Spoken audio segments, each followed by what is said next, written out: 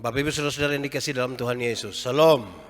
Sekali lagi shalom buat kita semua yang ada di rumah. Semoga dalam keadaan sehat, selamat, sejahtera hari ini. Pastikan kita lagi siap hati kita untuk beribadah kepada Tuhan. Juga siap seluruh keberadaan kita hari ini untuk Tuhan. Pastikan saudara tidak sementara marah, tidak sementara tidak suka dengan orang-orang di dalam rumah atau di mana-mana. Kita mau siap untuk beribadah kepada Tuhan. Ambil sikap beribadah yang baik. Hari ini kebaktian minggu sekaligus kebaktian Pentakosta. Kita akan menyatakan syukur kita dalam ibadah ini. Untuk itu sejemput kita semua berdiri. Hormat bagi Allah Bapa.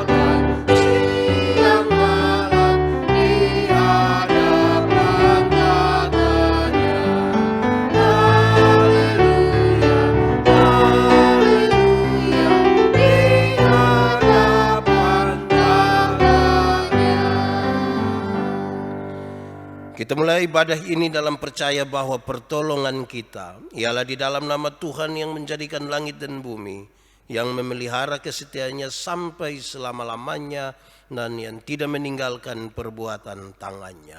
Tuhan menyertai saudara sekalian. Dan menyertaimu juga. Silakan duduk. Bapak Ibu saudara-saudari yang dikasihi dalam Tuhan Yesus Kristus. Pada hari ini kita bersekutu di sini untuk memperingati dan merenungkan makna pencurahan Roh Kudus bagi kita.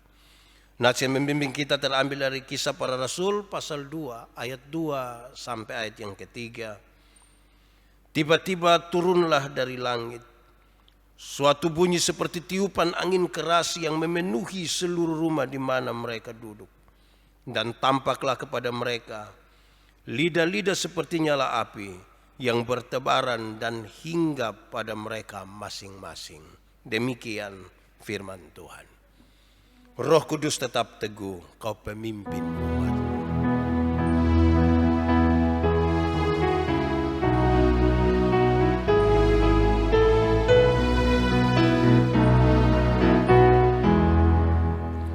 Roh Kudus tetap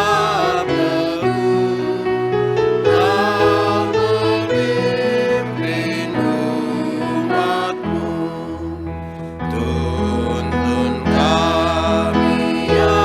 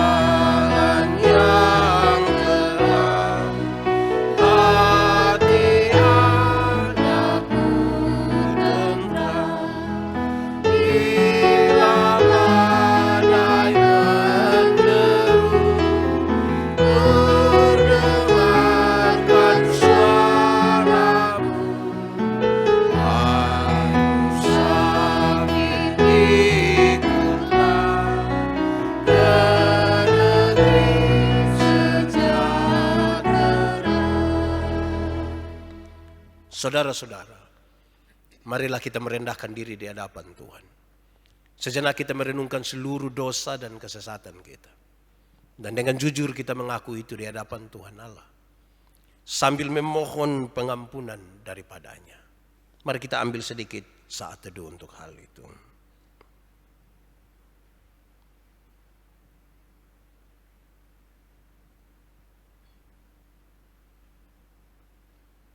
Berbalasan kita menyatakan pengakuan kita. Ya Bapa, kami mengaku bahwa kami tidak mengasihi Engkau dan sesama kami dengan segenap hati, segenap jiwa, dan sepenuh akal budi. Karena itu kami mohon, kasihanilah kami ya Bapa. ya Tuhan, Engkau telah menebus kami melalui pengorbanan-Mu. Tetapi kami tidak mengampuni sesama kami dengan segenap hati, sebagaimana Engkau telah mengampuni kami. Karena itu kami mohon, ampunilah kami ya Yesus Kristus. ya Roh Kudus, kami mengaku bahwa kami selalu mengabaikan kehendak-Mu. Kami lebih suka mengikuti jalan hidup kami yang jahat, yang terwujud dalam pikiran, perkataan, dan perbuatan kami. Baharuilah kami ya Roh Kudus. Adakah tempat bagi Yesus?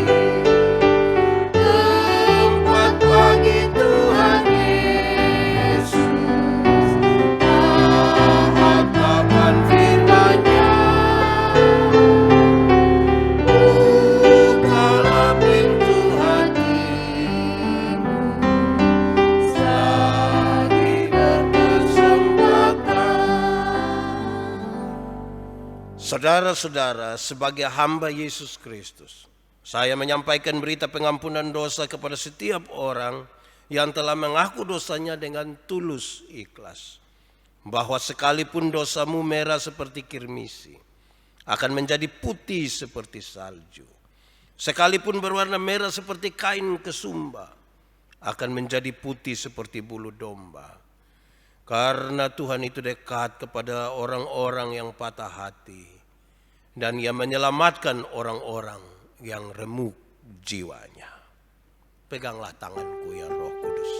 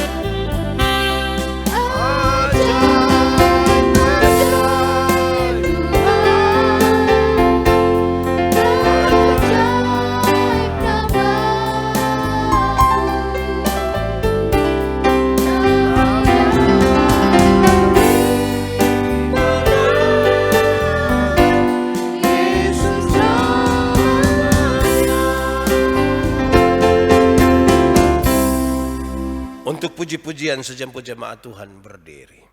Berbalas-balasan kita akan menyatakan puji-pujian kita kepada Tuhan. Perdengarkanlah kasih setiamu kepadaku pada waktu pagi. Sebab kepadamu aku percaya. Beritahukanlah aku jalan yang harus kutempuh. Sebab kepadamulah aku angkat jiwaku. Ajarlah aku melakukan kehendak-Mu. Sebab Engkaulah Allah. Kiranya roh-Mu yang baik itu menuntun aku di tanah yang rata. Hidupkanlah aku oleh karena nama-Mu ya Tuhan. Keluarkanlah jiwaku dari dalam kesesakan demi keadilan-Mu. Bila roh Allah ada dalamku. Boleh sambil bertepuk tangan.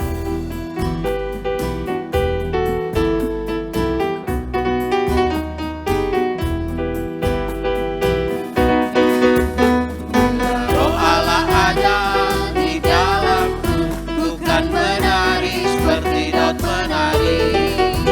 Bila roh Allah ada di dalamku, bukan menari seperti daun menari.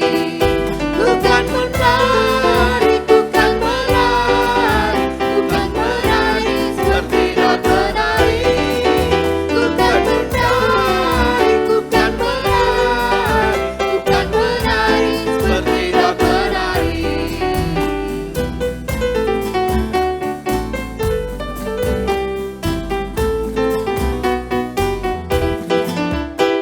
Bila roh Allah ada di dalamku, bukan menari seperti daun menari. Bila roh Allah ada di dalamku, bukan menari seperti daun menari. Bukan menari, bukan menari, bukan menari seperti daun menari. Bukan menari, bukan menari, bukan menari seperti daun menari. Silakan duduk. Saudara-saudara, kita siap hati kita untuk pemberitaan firman Tuhan.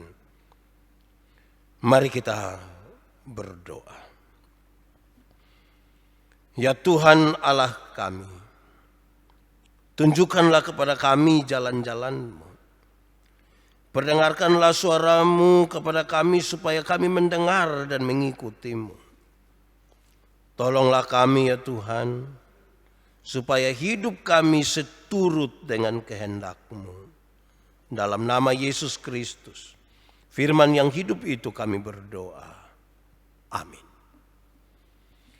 Bapak Ibu Saudara-saudara yang dikasihi dalam Tuhan Yesus, dalam kebaktian minggu ini 31 Mei 2020 sekaligus untuk Minggu Pentakosta ini.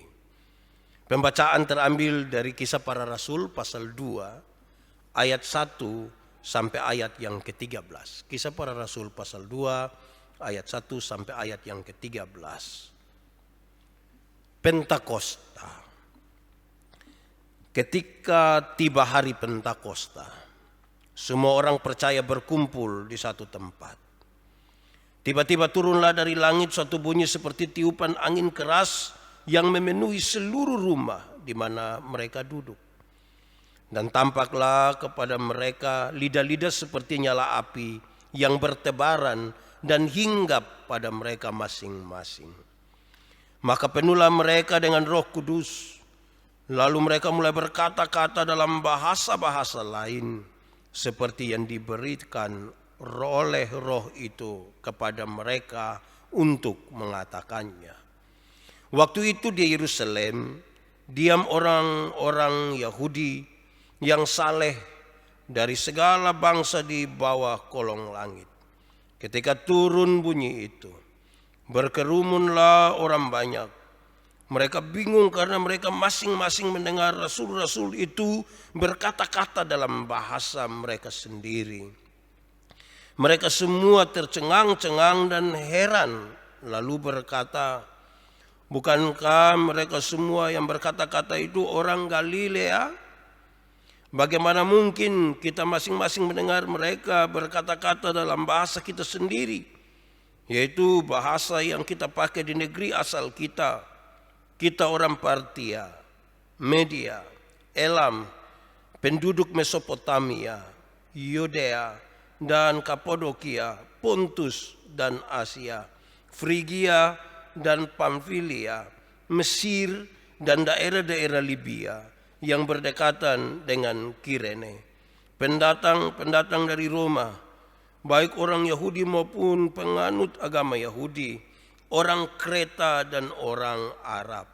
Kita mendengar mereka berkata-kata dalam bahasa kita sendiri tentang perbuatan-perbuatan besar yang dilakukan Allah. Mereka semuanya tercengang-cengang dan sangat termangu-mangu sambil berkata seorang kepada yang lain, apakah artinya ini? Tetapi orang lain menyindir, mereka sedang mabuk oleh anggur manis. Demikian firman Tuhan. Berbahagialah setiap orang yang mendengar firman dan memelihara di dalam hidupnya. Haleluya.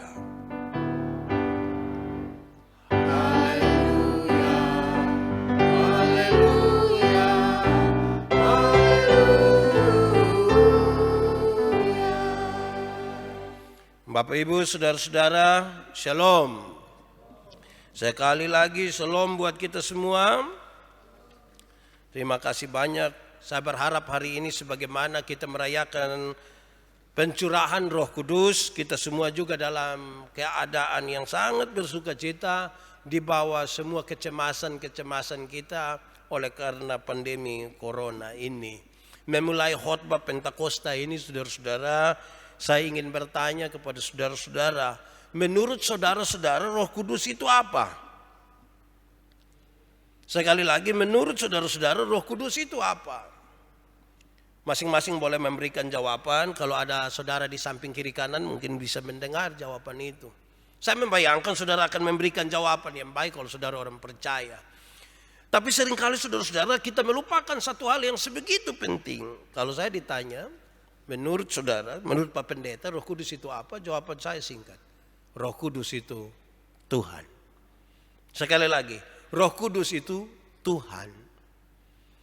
Kenapa hal ini saya tegaskan di paling awal, saudara? Beberapa orang saya bertanya, menurut saudara Roh Kudus itu apa? Penghibur. Ya betul. Kalau penghibur, bagaimana ketika saudara dalam keadaan baik-baik saja dan tidak butuh hiburan? Ada kemungkinan saudara tidak butuh penghibur. Pekerjaan penghibur itu dilakukan oleh Roh Kudus. Tetapi Roh Kudus itu adalah Tuhan. Taruh baik-baik dalam hatimu, saudara-saudara, bahwa Roh Kudus itu Tuhan. Nah, saudara-saudara, pembacaan ini menolong kita untuk memahami hal-hal yang luar biasa. Tema yang disampaikan oleh Majelis Sinode dalam kesempatan perayaan Pentakosta ini adalah pencurahan Roh Kudus membuat bahasa-bahasa menjadi dimengerti. Saudara-saudara, saya mulai dengan mengatakan bahwa murid-murid memang menyaksikan langsung bagaimana Tuhan Yesus terangkat ke surga. Murid-murid menyaksikan langsung. Pada perayaan kenaikan Tuhan Yesus, kita membaca bagaimana murid-murid menyaksikan Yesus terangkat ke surga. Tetapi saudara-saudara, selanjutnya bagaimana keadaan para murid ketika mereka sendiri harus berhadapan dengan masalah-masalah mereka di dunia tanpa Tuhan Yesus. Ketika Yesus terangkat ke surga, malaikat-malaikat bilang, pulanglah ke Yerusalem. Sekarang Yesus tidak lagi bersama-sama dengan mereka, dan bagaimana sekarang mereka akan berhadapan dengan masalah-masalah mereka tanpa Tuhan Yesus. Murid-murid itu bisa digambarkan kira-kira begini, saudara-saudara. Keadaan mereka secara umum digambarkan begini. Murid-murid itu tidak memiliki kekuatan sosial. Jumlah mereka tidak banyak. Mereka sedikit sekali. Hitungan belasan orang itu sedikit itu. Jumlah mereka tidak punya kekuatan sosial. Yang kedua, saudara-saudara, mereka tidak memiliki kekuatan ekonomi. Mereka bukan orang kaya. Mereka orang-orang sederhana. Sebagian besar dari mereka nelayan-nelayan kecil di Galilea. Saudara-saudara, yang ketiga, mereka itu tidak memiliki kekuatan politik. Jumlah sudah sedikit lagi, tidak ada uang lagi. Bagaimana mereka punya kekuatan untuk mempengaruhi orang secara politik? Memang salah seorang dari mereka, Simon orang Selot, itu anggota partai politik. Tapi kekuatan politik tidak ada pada mereka. Karena mereka terlalu sedikit. Mereka juga dapat digambarkan bahwa kumpulan para murid itu belum mampu mengelola komunitas orang percaya waktu itu, walaupun jumlah mereka masih sedikit. Dulu kan ada Tuhan Yesus memimpin mereka, mengatur mereka. Sekarang Tuhan Yesus sudah terangkat ke sorga. Mereka belum punya kemampuan untuk mengelola komunitas dari orang percaya itu. Beberapa orang telah menganggap mereka, saudara-saudara, sebagai kelompok orang-orang aneh. Di dalam masyarakat di mana mereka tinggal, di sekitar mereka, melihat ini orang dong berkumpul, melihat ini orang dong berdoa. Mereka pikir ini orang-orang aneh ini, sementara berkumpul di sini. Sekalipun ajaran-ajaran mereka terima langsung dari Tuhan Yesus, tapi ajaran-ajaran itu belum terlalu populer waktu itu.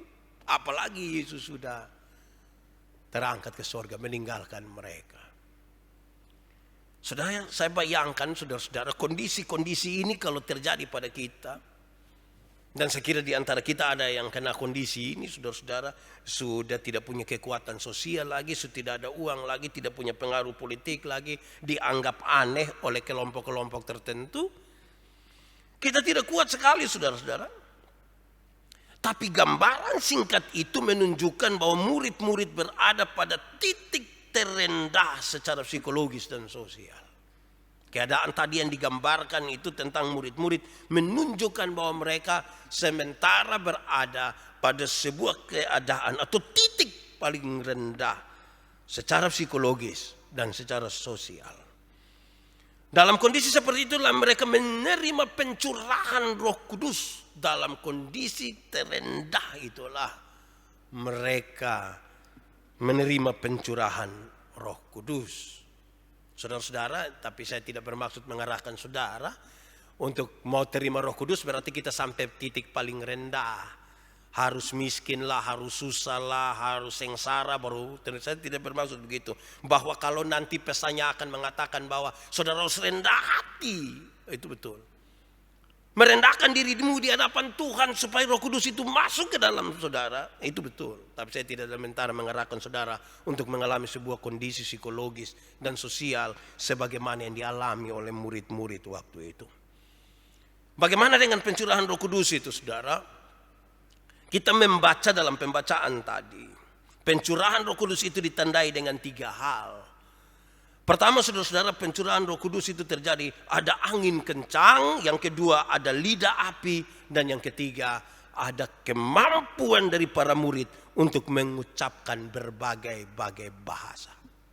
Sekali lagi, pencurahan Roh Kudus itu terjadi ditandai dengan 3 hal. Ada angin kencang, ada lidah api, dan ada kemampuan para murid untuk mengucapkan berbagai bahasa. Ketiga tanda tersebut pada hakikatnya adalah menyatakan bagaimana kehidupan para murid dikuasai oleh kuasa Allah yang maha tinggi.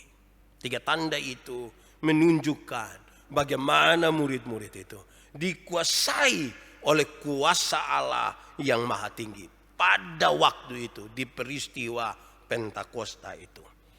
Mari kita lebih dalam lagi melihat tanda-tanda ini. 2 tanda yaitu angin kencang dan lidah api. Tanda pertama dan kedua. Angin kencang dan lidah api adalah tanda yang Tuhan pakai melalui tanda alam. Tanda alam yang Tuhan pakai. Ada angin kencang. Itu kan peristiwa alam toh. Api yang datang begitu. Ini peristiwa alam. Saya kira tidak ada orang yang bisa buat angin kencang.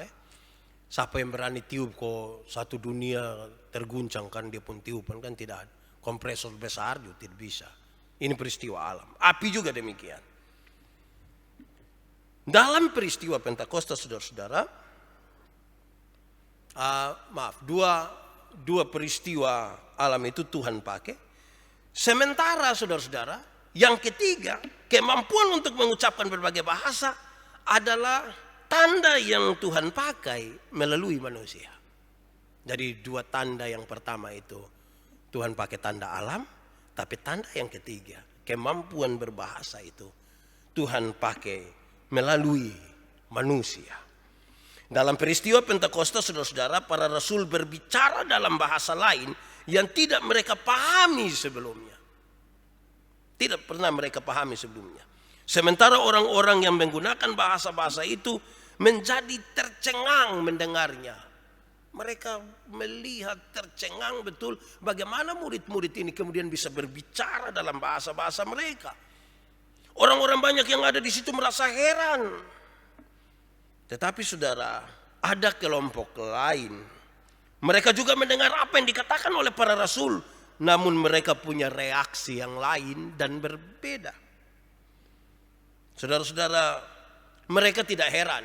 Kalau kelompok yang pertama merasa heran, tercengang. Kelompok yang kedua ini tidak heran. Mereka tidak tercengang. Mereka justru menyindir murid-murid. Malah mereka berkata bahwa jangan-jangan murid-murid ini sementara mabuk anggur. Jangan-jangan murid-murid ini sementara mabuk anggur. Para rasul sementara berbicara tentang Tuhan Allah dan kebenarannya pada peristiwa Pentakosta itu, tetapi yang mendengar dapat dibagi dalam dua kelompok berdasarkan reaksi mereka. Nanti sebentar saudara bisa timbang-timbang saudara ada di bagian mana dari dua orang yang mengikuti peristiwa itu. Kelompok yang pertama saudara-saudara adalah kelompok orang-orang yang mendengar, mengerti, heran dan percaya.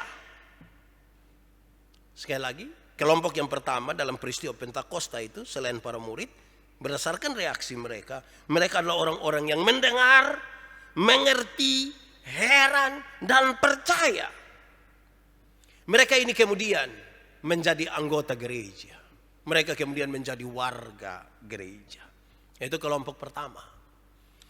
Kelompok yang kedua saudara-saudara adalah orang-orang yang mendengar, mengerti, dan kemudian menyindir. Atau kalau saya mau tambahkan, mereka mendengar, mengerti, tidak percaya, dan kemudian menyindir. Ini kelompok yang kedua. Mereka ini menjauh dari persekutuan. Karena mendengar, mengerti, tapi tidak percaya dan menyindir para murid. Mereka lebih memilih tidak bergabung dengan murid-murid. Mereka memilih untuk hidup di dalam dosa mereka. Jadi saudara-saudara, ternyata dua kelompok itu ada pada waktu peristiwa Pentakosta. Nanti sebentar lebih detail kita akan memeriksa sebenarnya kita ada di kelompok bagian mana ini saudara-saudara. Karena tema hari ini berbicara tentang bahasa yang dimengerti saudara-saudara dan menjadi sebuah pergumulan dalam gereja yang serius. Saya ingin supaya kita memahami beberapa hal saudara-saudara. Dalam kekuatan Roh Kudus itu, para murid dimampukan untuk mengucapkan berbagai bahasa. Para murid dimampukan untuk mengucapkan berbagai bahasa, tapi dengan catatan-catatan berikut ini. Satu saudara-saudara, kalau kita sebut bahwa itu mereka sementara berbahasa roh, saya ingin menyatakan begini. Pertama, bahasa roh yang terjadi pada para murid waktu itu di hari Pentakosta itu terjadi pada seseorang bukan karena fasih lidah, bukan karena fasih lidah. Tadi penjelasan awal saya sampaikan kepada kita bahwa murid-murid dimampukan untuk berbicara dalam berbagai bahasa yang tidak mereka tahu sebelumnya, bukan karena fasih lidah. Berkaitan dengan itu saudara, yang kedua saudara-saudara, karena itu ini bukan fasih lidah, maka bahasa roh itu tidak bisa diajarkan. Tidak bisa diajarkan. Pembacaan tadi menyampaikan saudara-saudara, Tuhan kasih kesempatan dalam kuasa Roh Kudus itu, Tuhan kasih kesempatan mereka berbicara dalam bahasa-bahasa lain. Tidak diajarkan sebelumnya, tidak dipahami sebelumnya. Jadi kalau sampai saudara sementara ingin sekali dekat dengan Tuhan, langsung pergi pindah gereja sana sini hanya untuk mencari tahu bagaimana saya bisa berbahasa roh, bagaimana saya diajarkan. Saudara-saudara sementara mengalami sebuah masalah yang serius tentang pemahaman saudara tentang bahasa roh. Yang ketiga saudara-saudara, Bahasa roh itu dimengerti. Dalam konteks itu, saudara lihat, bahasa roh itu dimengerti.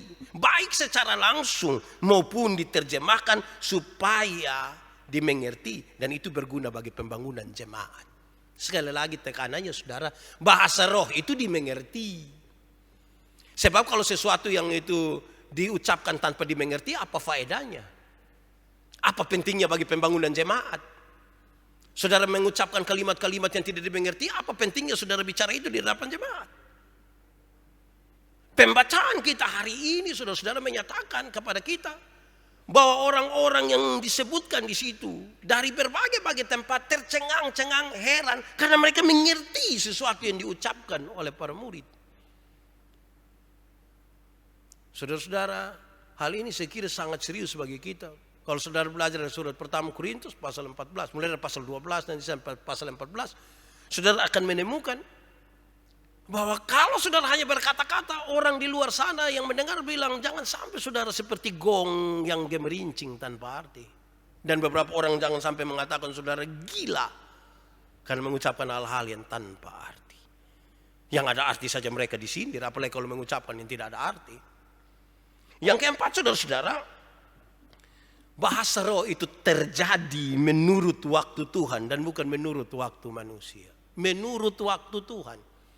Murid-murid tidak pernah membayangkan bahwa satu waktu ketika mereka berkumpul di Yerusalem itu, di tempat itu, tiba-tiba Tuhan akan pakai mereka secara luar biasa untuk berbicara dalam berbagai bahasa. Mereka tidak pernah membayangkan. Mereka tidak pernah menjadwalkan malah. Mereka tidak tahu. Mereka hanya sementara menanti-nanti. Dan roh itu memampukan mereka untuk berkata-kata. Bukan menurut waktu mereka, tapi menurut waktu Tuhan. Ini penting saudara-saudara dalam pengembangan gereja. Jangan sampai karena saudara pernah Tuhan pakai untuk berbahasa roh, maka setiap kali lihat orang baru saudara bahasa roh. Setiap kali pagi makan pagi saudara bahasa roh. Kalau itu memang pas waktu Tuhan mau pakai, tidak ada masalah. Tapi kalau waktu itu saudara jadwalkan sendiri supaya orang merasa saudara sangat rohani dan dekat dengan Tuhan, nah itu dia punya masalah itu saudara. Ini harus menjadi catatan yang penting bagi kita semua.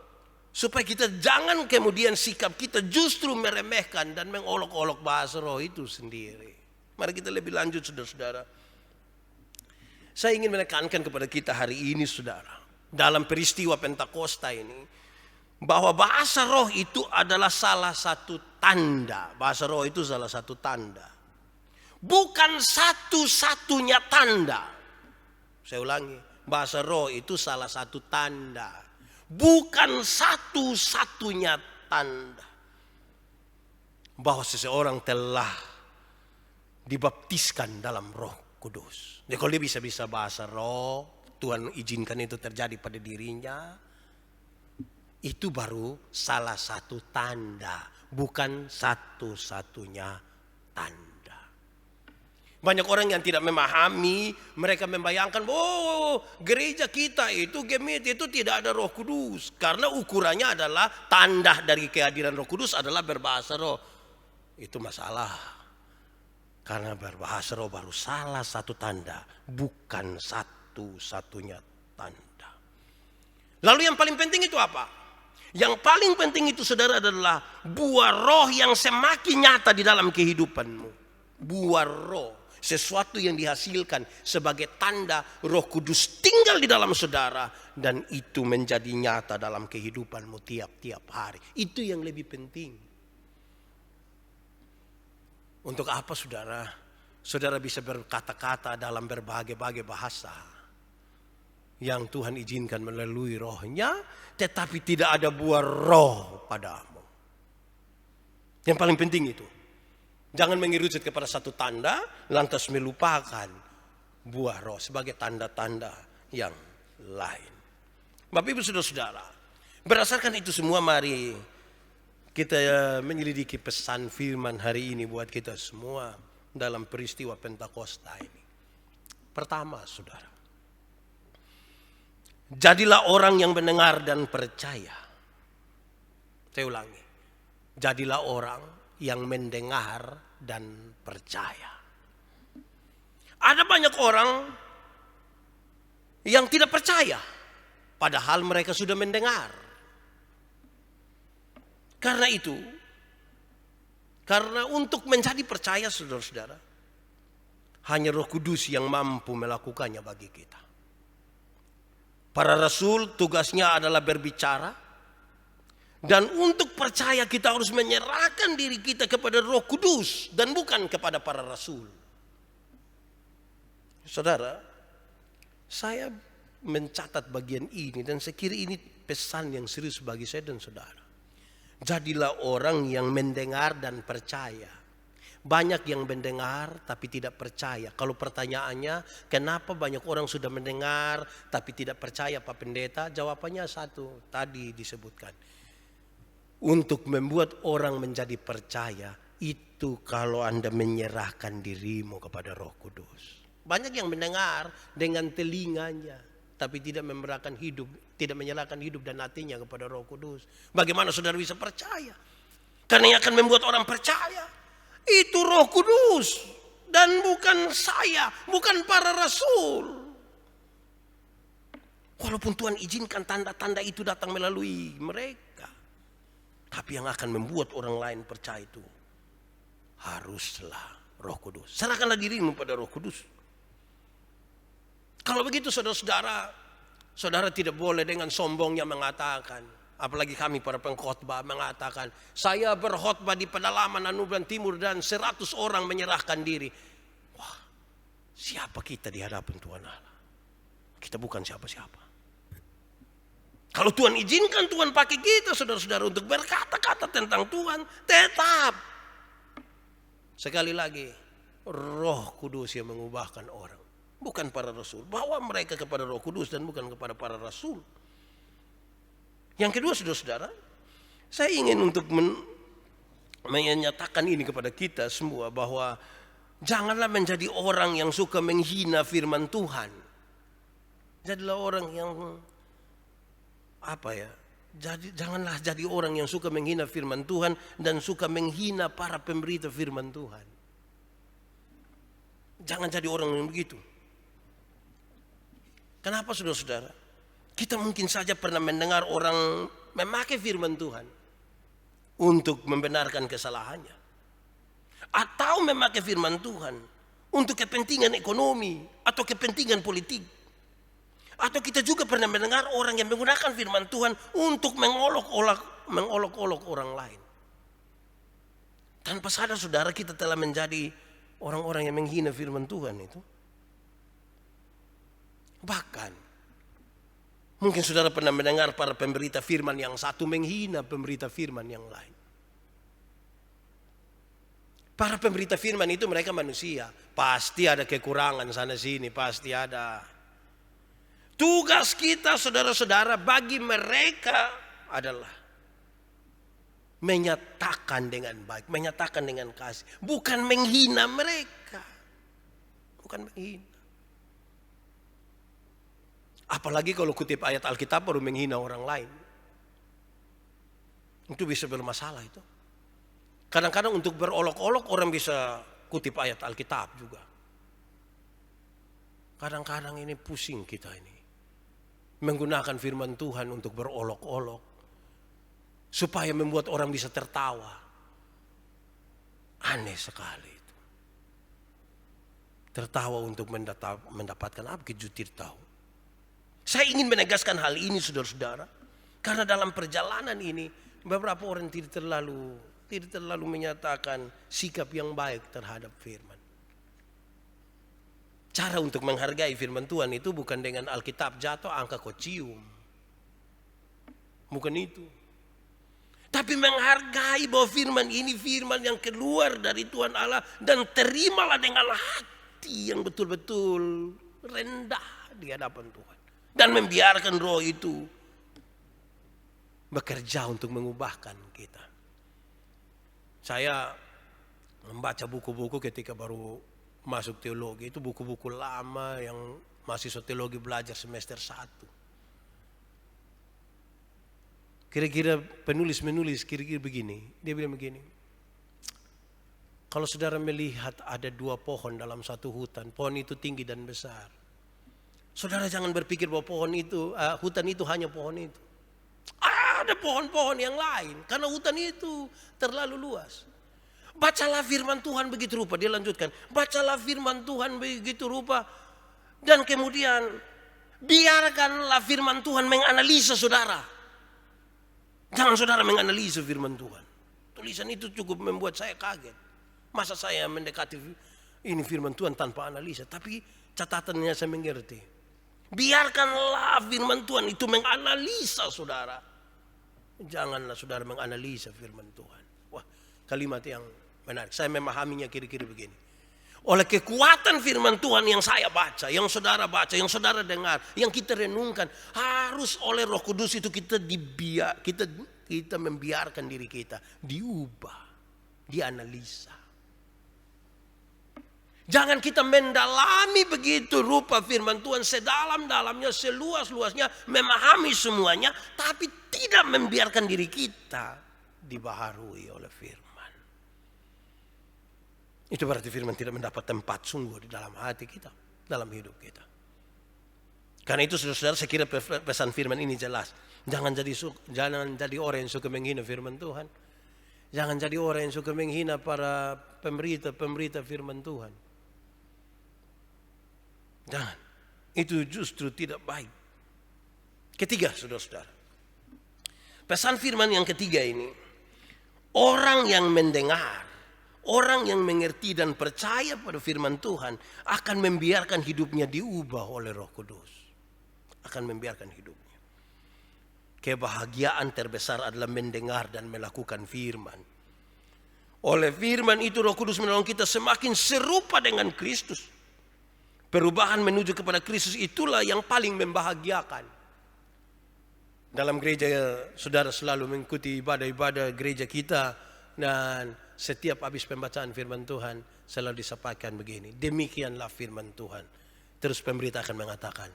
Yang berbahagia ialah mereka yang mendengar firman Tuhan. Dan yang memelihara dalam hidupnya. Itu yang paling berbahagia. Mendengar, mengerti, percaya, melakukan, yang berbahagia. Saya baca satu tulisan kecil dari Pak Pendeta Eben dan ini cukup memberkati saya. Dia tulis begini, tentang rahasia orang mengatakan, ingat omong apa-apa nah hati-hati. Kenapa? Karena tembok-tembok punya telinga. Tembok-tembok punya telinga. Dia maksud, oke. Hati-hati kalau omong rahasia, omong sesuatu yang penting karena tembok-tembok ini ada telinga. Kalau tembok punya telinga itu ungkapan. Tapi dia selanjutnya dia menulis begini. Tapi hati-hatilah kalau telinga yang punya tembok. Nah, itu yang masalah itu. Kalau tembok ada telinga, kita yang hati-hati. Supaya bawa omong jaga. Tapi kalau telinga yang ada tembok, itu kita omong juga tetap tidak masuk. Saya tidak tahu di rumah ini semua tembok ada telinga atau dia orang rumah yang ada tembok di telinga, kita tidak tahu. Coba bertanya dulu. Kesempatan 10 detik coba lihat satu-satu. Di dia pun telinga ada tembok. Selain tai telinga jangan sampai ada tembok di dia pun telinga. Jadi kalau dengar dan mengerti, biarkanlah ini hidup ini. Saudara-saudara, saya baca satu catatan kecil dalam satu buku. Dia dapat protes dari seorang pendeta, dapat protes. Saya kira saudara tahu kisah ini. Seorang pendeta dapat protes dari jemaat. Pak pendeta ini, khotbah hanya itu seulang-ulang itu sah. Pendeta ini hanya menjawab, ya Bapak sudah dengar ulang-ulang mau soalnya berubah-ubah terus jadi. Saya hanya bisa omong itu saja. Ya mungkin saudara punya versi yang lain, tapi saya kira pesannya dapat. Kita mungkin mendengar banyak sekali. Berapa tahun kita menjadi orang Kristen, berapa kali kita jadi orang percaya, saudara. Mendengar firman Tuhan, mengerti sekali, tapi hidup kita tidak berubah. Ini bermasalah, saudara. Saudara melihat dua kelompok orang tadi. Kelompok yang pertama adalah orang yang mendengar, mengerti, percaya kepada Tuhan. Tapi kelompok yang kedua adalah orang-orang yang mendengar, mengerti, tapi menghina. Dengan cara-cara mereka, menyindir mereka. Satu persatu dari orang-orang murid-murid ini disindir. Mereka mungkin mabuk gitu. Firman Tuhan ternyata tidak dengan leluasa masuk ke dalam kehidupan kita. Karena ada tembok-tembok di pendengaran-pendengaran kita, di telinga-telinga kita. Pesan yang terakhir, saudara. Roh Kudus diberikan kepada manusia untuk membangun manusia baru. Banyak penemuan baru telah dibuat oleh manusia dengan berbagai motivasi pembuatannya. Tetapi kadang-kadang penemuan-penemuan baru itu oleh manusia telah merubah manusia menjadi egois, serakah, dan menjauh dari Tuhan. Roh Kudus ini diberikan kepada kita supaya membawa manusia yang sudah menyimpang tadi untuk kembali menjadi ciptaan baru yang dalam dirinya tergambar citra Allah. Coba sudah renungkan, ada berapa banyak kali hal-hal ciptaan manusia itu telah menjauhkan kita dari Tuhan Allah? Ada berapa banyak kali yang hasil ciptaan manusia itu menjauhkan kita dari Tuhan Allah? Yang ciptaan Tuhan itu justru membuat kita tidak nyaman. Yang ciptaan manusia membuat kita dijauhkan dari Tuhan Allah. Kita nyaman dengan ciptaan manusia. Tapi yang ciptaan Tuhan itu kita tidak nyaman dengannya. Saya uji saya punya diri sendiri, saudara. Ketika saya berdoa itu, saya kalau duduk-duduk, saya coba hitung dan coba berpikir dengan sangat serius. Setiap pagi, setiap malam ketika berdoa itu, saya biar ada nonton televisi atau ada baca buku, terus tiba-tiba panggil anak-anak, ibu mau berdoa. Pas mau berdoa itu pasti kalimat pertama, kalimat kedua, masuk mau kalimat ketiga, pasti saya mengantuk. Menguap. Oh. Saya heran. Saya coba ikuti 2, 3 kali, 4 kali. Ternyata itu kebiasaan malah. Oh, ini ada yang salah dalam saya hidup. Coba saudara ini, sampai saudara juga sama. Kalau baca status di Facebook itu kan saudara tidak mengantuk-mengantuk toh. Tapi pada saat saudara mau berdoa dengan Tuhan, tiba-tiba saudara rasa mengantuk. Pernah rasa begitu kok? Wah, berarti kita short paket kalau saudara pernah rasa begitu. Yang manusia punya, yang hasil ciptaan kita ini membuat kita nyaman tanpa rasa mengantuk sama sekali. Tetapi ketika kita mau membangun hubungan dengan Tuhan, kita rasa tidak aman sekali. Wah, itu aneh sekali. Itu berarti saudara-saudara, pengaruh-pengaruh yang luar itu, hasil-hasil dari manusia itu sangat kuat mempengaruhi saya dan saudara. Tetapi yang Tuhan punya sekarang, firman Tuhan, Roh Kudus, itu dia tidak terlalu tertancap kuat di dalam hidup kita. Saya ingin untuk memberi catatan lebih dari tema ini, bahwa dengan Roh Kudus itu, pencurahan Roh Kudus itu bukan saja membuat kita bahasa-bahasa dimengerti, tapi dipercaya. Dipercaya. Kalau Anda percaya pada kata-kata firman Tuhan itu, saudara berbahagia dan hidup di dalam kasih karunia Tuhan. Saudara dan saya menjadi ciptaan baru yang luar biasa. Bukankah ini yang diidamkan oleh orang-orang yang sungguh percaya kepada Tuhan? Hari Pentakosta, hari yang ke-50 setelah kebangkitan Kristus, Yesus menampakkan diri kepada murid-murid 40 hari. Terus dia terangkat ke sorga. Hari yang ke-10 itu, setelah hari yang ke-50, jadi 40 hari tanpa 10 hari lagi, dicurahkanlah Roh Kudus. Supaya mereka dibekali. Karena mereka akan hidup sendiri tanpa Yesus. Pertanyaan saya mengakhiri khotbah ini adalah, pernahkah saudara-saudara merasa kesendirian itu sangat kuat dalam hidup? Saudara merasa tidak berarti sama sekali? Dalam catatan awal tentang para murid, kekuatan sosial mereka tidak ada. Mereka tidak punya kekuatan ekonomi. Mereka tidak punya kekuatan politik. Mereka dianggap aneh oleh orang-orang lain. Kondisi itu kalau sementara menyerang dan dialami oleh saudara hari ini, saya kira kalimat yang paling penting adalah buka hatimu kepada Roh Kudus. Roh Kudus harus tinggal di dalam hatimu hari ini. Di dalam hidupmu. Karena untuk itulah pencurahan Roh Kudus ini dilakukan. Supaya mereka yang mengalami titik-titik terendah dalam hidup mereka. Titik-titik terendah secara sosial, secara psikologis. Disinilah Roh Kudus menolong mereka untuk bangkit dan hidup lagi. Saya kira kondisi ini, tadi kami bercerita dengan beberapa orang. Pandemi corona ini telah membawa pengaruh besar di semua aspek kehidupan. Salah satunya saudara-saudara adalah ekonomi. Ekonomi hancur. Kita kerja ini kan untuk kepentingan apa? Ekonomi. Nah kerja sekarang orang sudah dirumahkan. Sejumlah tempat usaha ditutup dan lain sebagainya. Wah ini bahaya. Kita sepertinya tidak bisa lagi. Kalau kita harap kepada bantuan mau berapa lama? Berapa lama orang kasih kita beras 5 kilo, beras 10 kilo, mau berapa puluh tahun? Titik-titik terendah itu harusnya kita sekarang arahkan hati kita kepada Tuhan. Kepada Roh Kudus itu. Karena untuk itulah Roh Kudus dicurahkan bagi saudara-saudara. Kita tidak bisa untuk banyak hal. Beberapa orang memainkan kata-kata ini. Misalnya dia bilang, kalau dulu kita dihimbau untuk berkumpul, rapatkan barisan. Sekarang mereka suruh kita jaga jarak. Sampai-sampai orang bisa kasih pisah istri dan suami. Duduk jam berdekat. Wah itu bahaya. Lama-lama dong pisah rumah.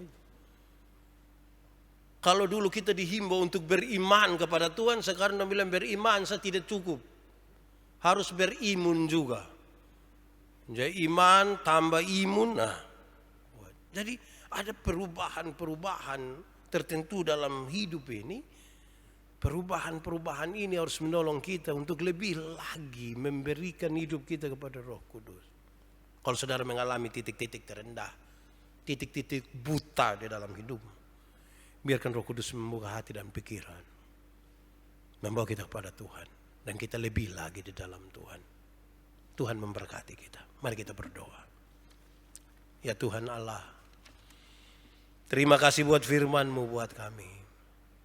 Tolong kami supaya lewat kekuatan Roh Kudus-Mu itu kami dibangkitkan. Untuk menjadi orang-orang yang setia kepada Tuhan. Mendengar, mengerti, percaya. Membiarkan hidup kami diubahkan oleh Roh Kudus. Runtuhkanlah tembok-tembok dalam telinga-telinga kami. Supaya firman-Mu tidak lalu dan sia-sia. Tapi oleh kekuatan Roh Kudus-Mu. Masuklah firman-Mu dalam hidup kami. Dan membarui kami tiap-tiap hari. Terpujilah nama Tuhan. Di dalam nama Yesus. Firman yang hidup itu. Kami berdoa. Amin. Bapak Ibu saudara-saudara. Untuk pengakuan iman. Saya jemput kita semua berdiri. Marilah kita mengaku iman kita bersama-sama. Dengan semua orang percaya dari segala tempat dan segala waktu.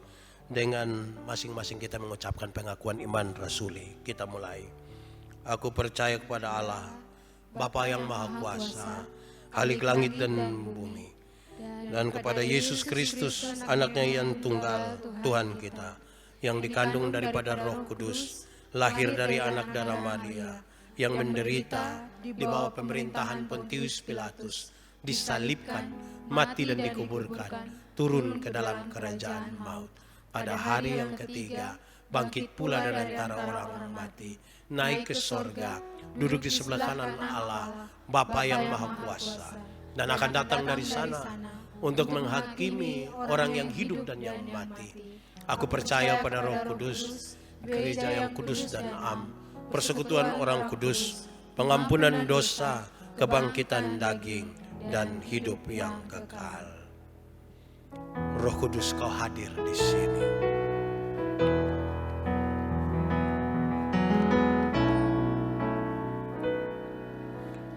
Roh Kudus, Kau hadir di sini.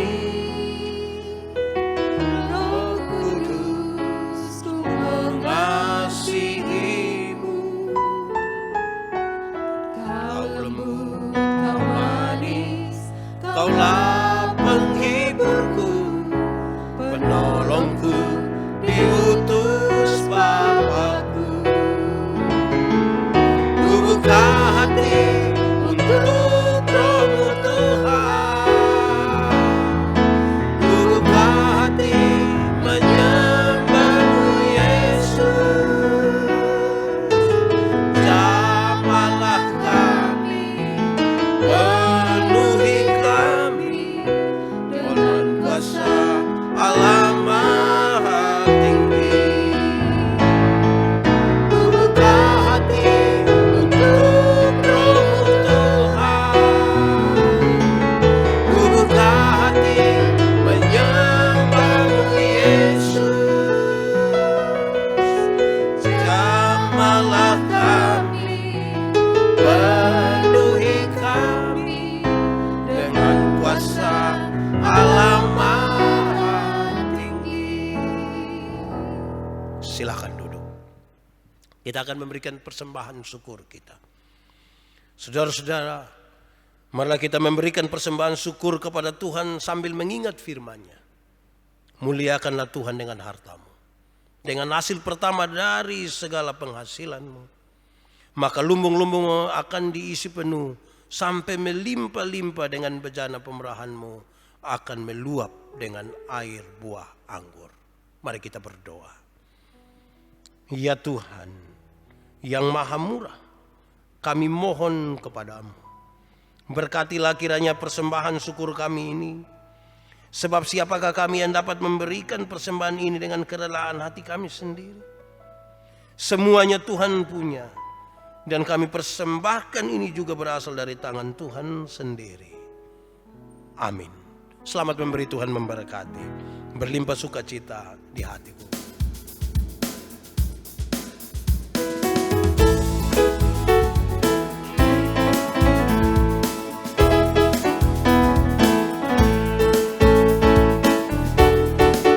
Berlimpah sukacita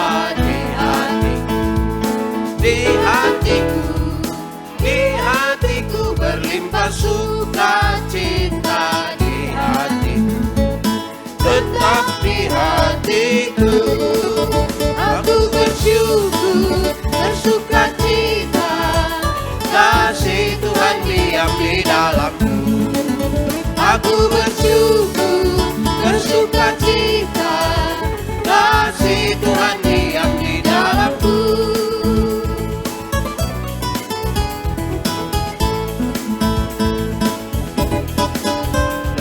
Sejahtera melampaui akal di hatiku, damai sejahtera melampaui akal di hatiku, tetap di hatiku. Aku bersyukur, bersukacita, kasih Tuhan diam di dalamku. Aku bersyukur, bersukacita, kasih Tuhan diam di dalamku.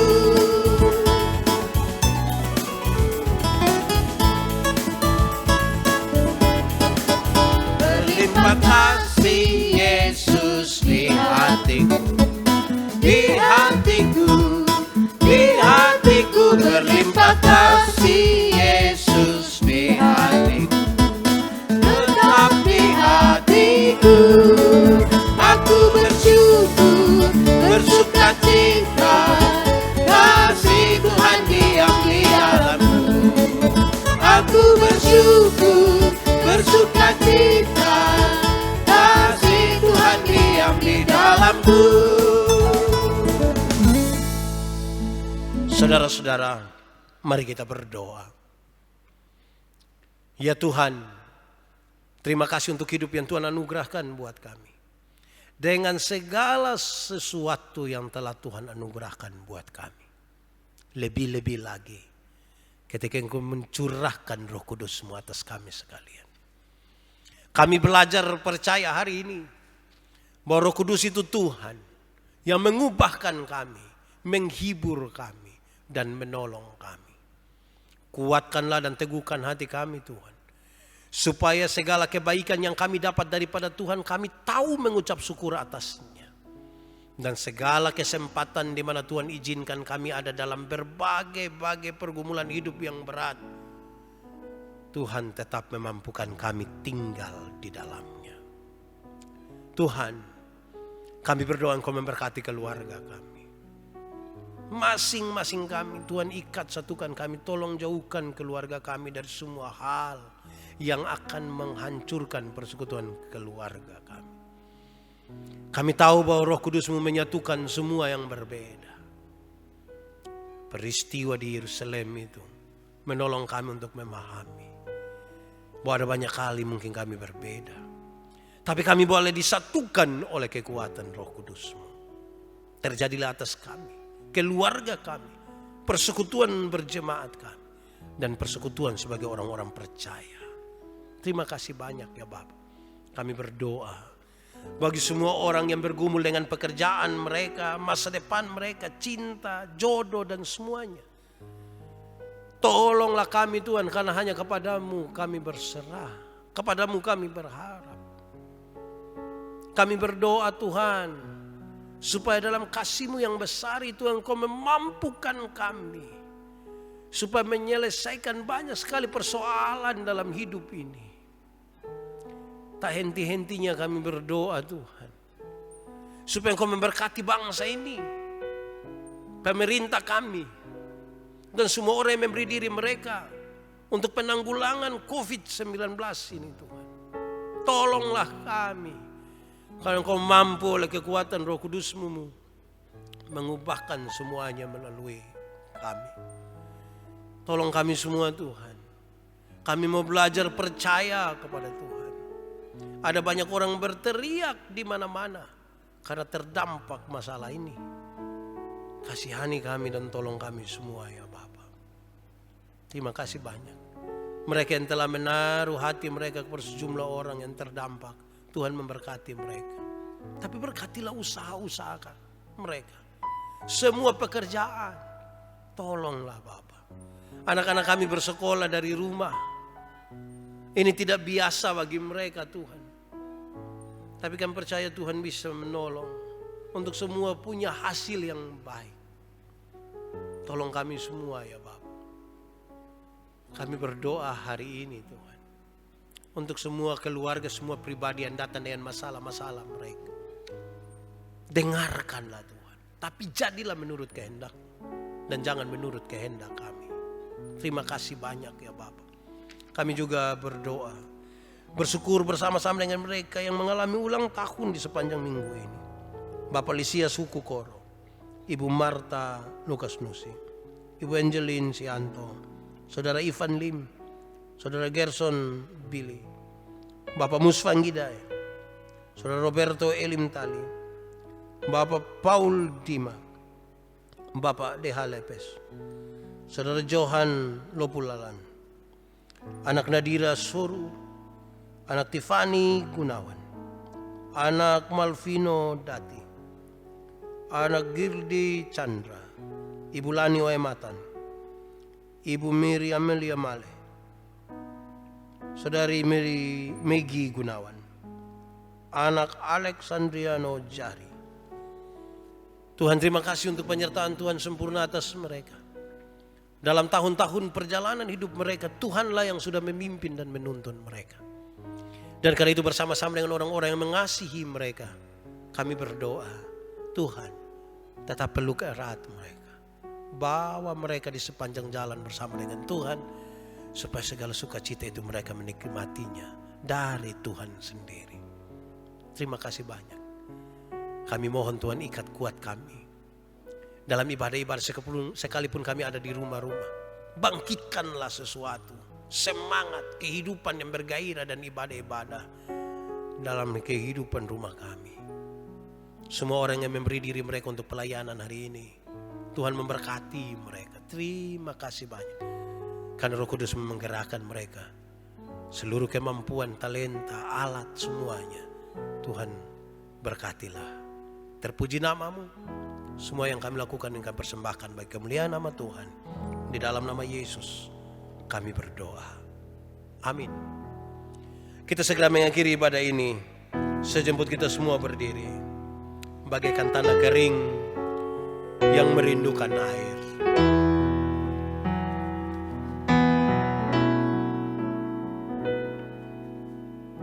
Bagaikan tanah kering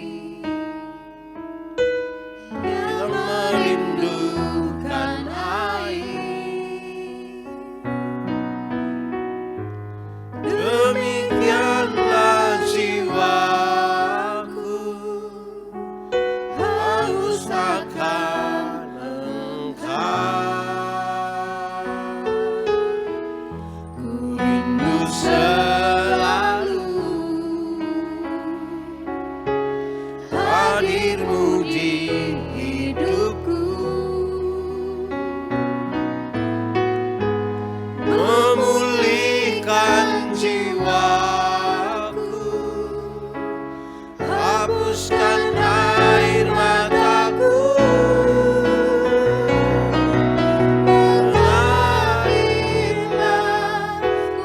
Roh Kudus mengalirlah di tempat ini, mengalirlah Roh Kudus, pulihkanku.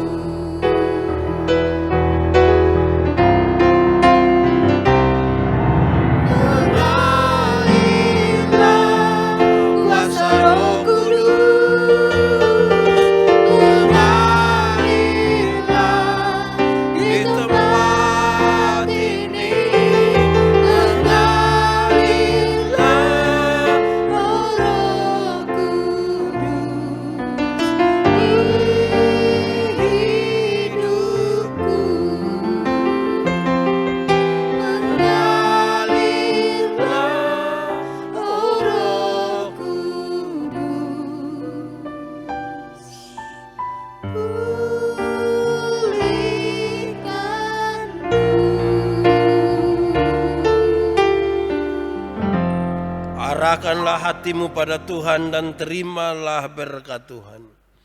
Allah sumber pengharapan dalam Yesus Kristus memenuhi saudara-saudara dengan sukacita dan damai sejahtera, supaya oleh Roh Kudus saudara berlimpah-limpah dalam pengharapan.